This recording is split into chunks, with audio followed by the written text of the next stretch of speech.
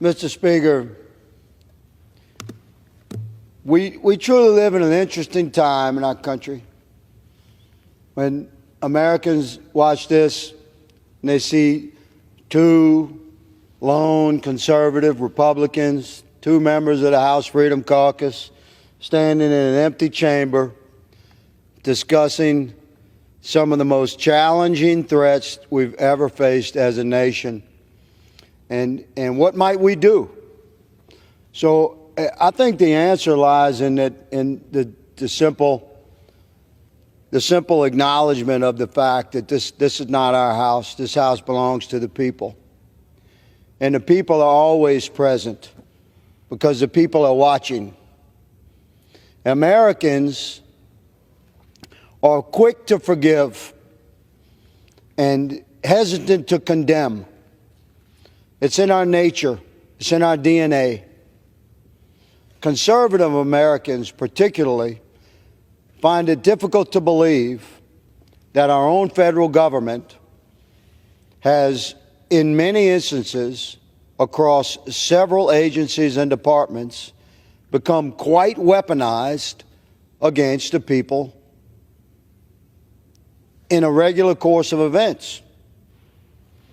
Every day, Americans read the headlines about the FBI violation of laws, the DOJ persecution of Americans that does not seem to comply with judicial righteousness. They see our former president's home raided by the FBI. They have friends and neighbors that are raided by the IRS and the ATF or the DOL or the EPA.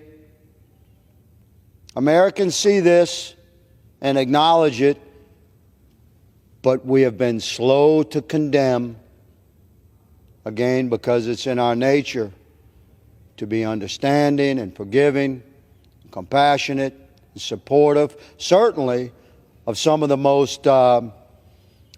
most historically admired agencies in the history of our country, like the FBI.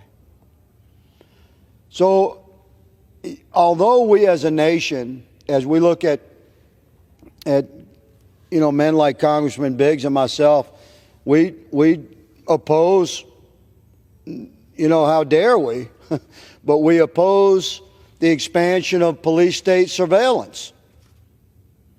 And this echoes across the land where gradually America is waking up. And it's certainly time to wake up because we don't have too much time left. We can lose this thing if we don't respond now and act now to protect American individual rights and liberties and freedoms from an ever-encroaching, oppressive government. If we don't act, we'll lose this thing. Men like Andy Biggs and I know that. That's why we're here alone, Mr. Speaker. That's why we cry out on behalf of the nation that we love. The moment's coming when Americans across the land, from sea to shining sea, will say, I understand what's happening, and I condemn it. That moment's coming when Americans will realize that everything you have stored in the cloud is already in the possession of your FBI and DOJ, NSA, CIA. That moment of awareness is coming.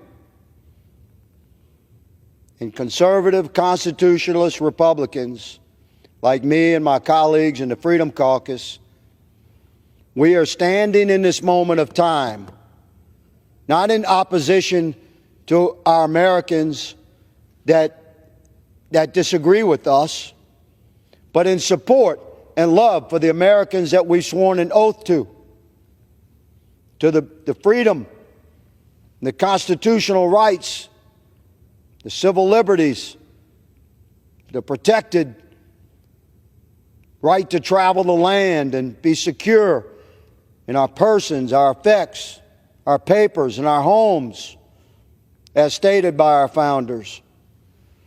We stand for that right, and we're not going to allow American freedoms to be run over by out-of-control, rogue operatives within our federal government.